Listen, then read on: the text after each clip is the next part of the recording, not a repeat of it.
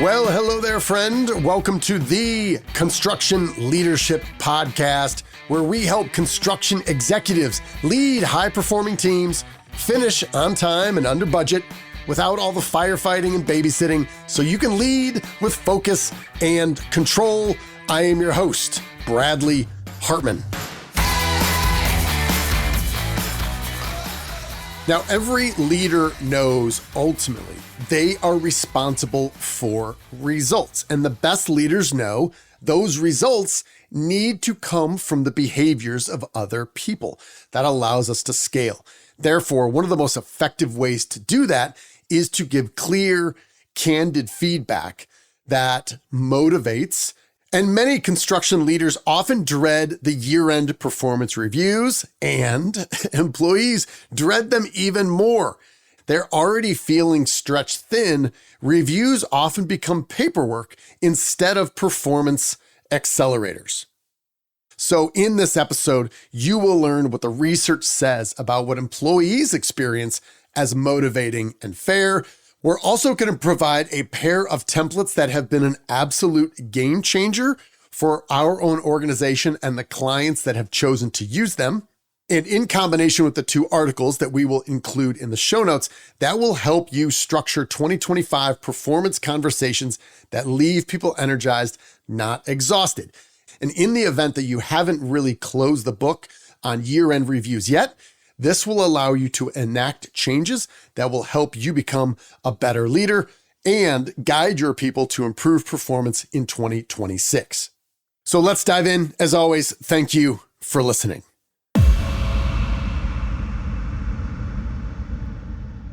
So before we jump into how to construct and lead an effective performance review, I want to take a step back and discuss this article, which is how to create your own quote unquote year in review.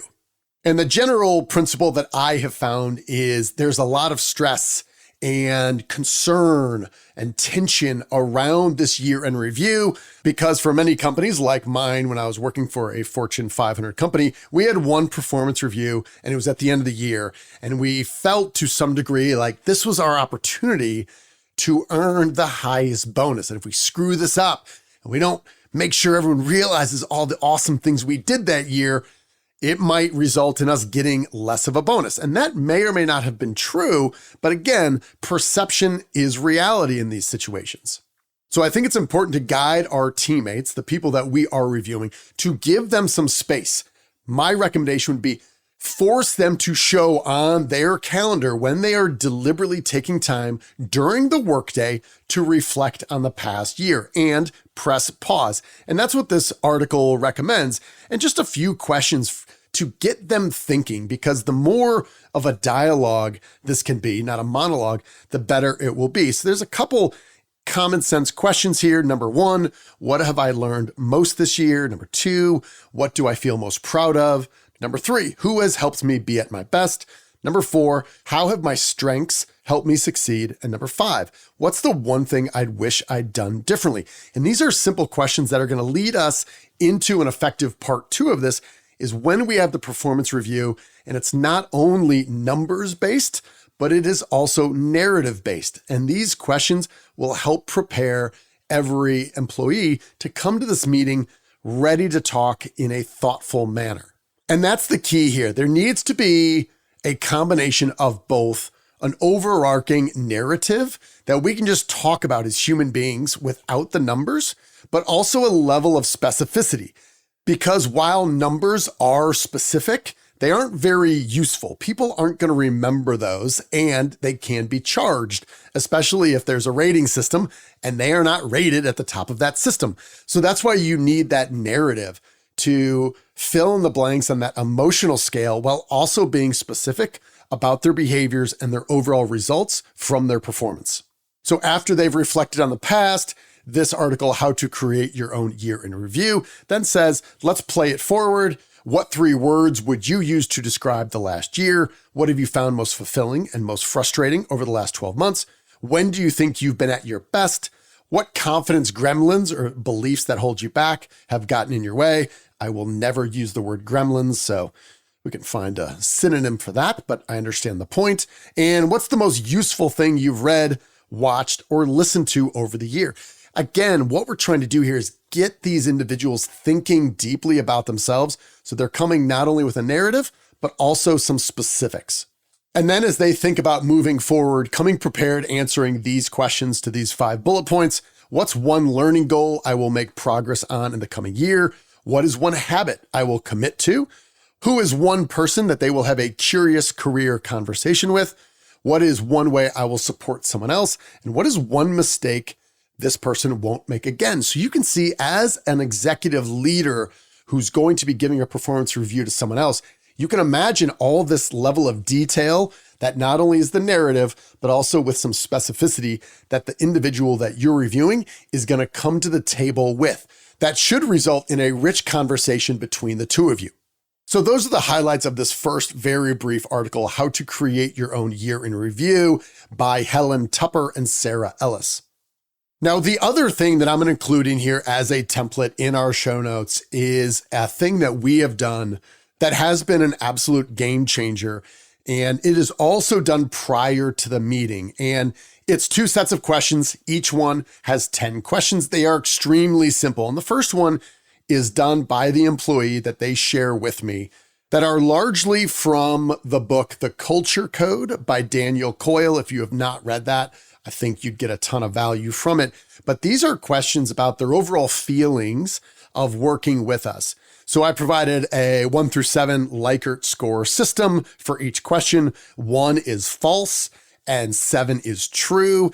I do not allow them to select number 5 because most people pick 5 on 1 through 7 all the time. Why? Well, because I feel a little bit more than average, which is 4, but not quite a 6. So everybody just ends up picking a whole bunch of 5s.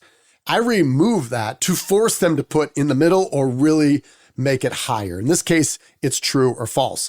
And these initial questions about how they feel working on the team, really getting to the climate that I, for better or worse, have established for our team. And these questions are, I feel safe working here. Again, 1 through 7, false to true.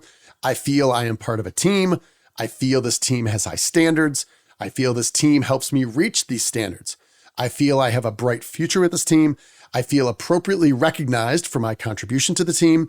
I feel my training and development needs are discussed regularly. I feel satisfied with the frequency of communication with you. I feel satisfied with the frequency of feedback on my performance. I feel our team lives up to our espoused core values.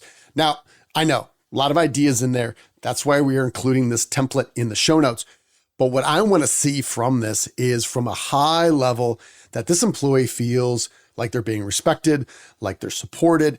And if they generally have high marks here, it allows us to move forward. If not, why am I going to move forward talking at a really high level about their individual performance when they're not feeling great about working here in the first place? Which is a direct reflection on me. So we get that out of the way and just keep track of that, because if they're here, I want them to feel energized and supported and feel like they're part of a team. So that's the first part. The second part is the employee answering 10 questions from their perspective about themselves, and then me answering using the same exact scale, the same exact questions about my perceptions of how they do on these same attributes.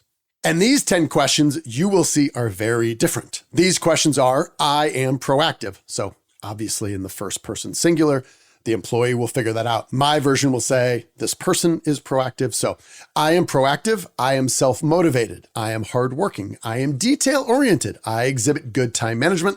I exhibit strong communication skills. I exhibit good follow-through. I am responsive. I am a good teammate. I have a positive attitude. Now, as I'm running down those, you will probably immediately think, oh yeah, these are the things we need to be in alignment with. And here is where we often see a gap between what the employee feels about themselves, generally higher, and what their manager or their boss thinks about them, generally lower. And it's the delta between these two scores per each question that is absolutely essential that we understand and ultimately get alignment on. I'm currently working with a CEO of a company and a senior executive. And when we did this, on almost every question, we were, I would say, miles apart. And what that looks like is 6s and 7s ratings for the senior executive all the way down. They think they're crushing it. They're hitting home runs at every single at bat. Then the CEO is rating this individual and there's 2s and 3s and the highest one is a 4. So that is the obvious friction point that we must get consensus on. And this requires vulnerability. It requires clear communication. And then these 2 words I keep saying, not only a general narrative of how they're doing, but also some very specific points that align back to their behavior, which we have seen during the year. So by completing those 2 up front, again, really sets the table for a strong, impactful, specific performance review. And the second article that is very relevant that gets to what actually happens in that meeting is Performance Reviews That Actually Motivate Employees by Junyoung Kim and Emily Zytek. And this article, which is a little bit longer than the other, however, relatively short, you can breeze through this in probably 15 minutes or less. It really answers the question, what do you want them to feel? And just with the 2 templates that I was just referring to that are done ahead of time, now you do have a quantitative measure about how you feel about their performance.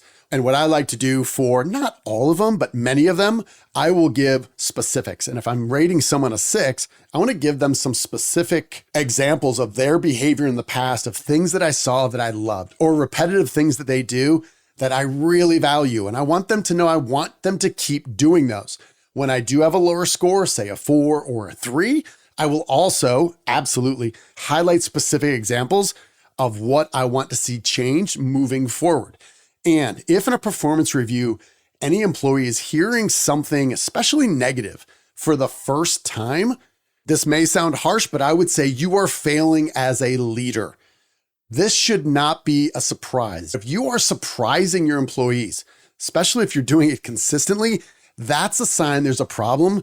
You're not giving enough immediate feedback and communication on how they're doing throughout the year. The article talks about how achieving a mix of objectivity and candor, one that is also fair but motivating, and how to do that. And it's this combination of not only quantitative numbers-based feedback on their performance, but also a strong narrative. And it dives into that into some detail. And the combination of these 2 articles was really useful, especially here at the end of the year when there's lots of things going and I might be more distracted. I want to make sure our employees know, and I think you feel the same way, that when we get to the end of the year, when we are talking about performance, there's a level of preparation and focus and attention on them as an individual that demonstrates how important they are to the team. And whether they are getting some harsh feedback, maybe on things that have to change, or they're phenomenal employees and you just want to see more of that. Either way, this process of preparing with these 2 articles and then using the templates that I'm going to provide that we use will absolutely help you prepare better. And it will make your employees feel, regardless, whether it's positive or negative, you are prepared because you're thoughtful and specific. All right, friends, that is all I've got. Go to the show notes, download the tools, and know that leaders make people and situations better. And the end of the year performance review is a crucial time to make sure they know you can do that. That's all I've got. We're going to close out with our leadership mantra. You are owed nothing. Deliver value first. Make it a great week.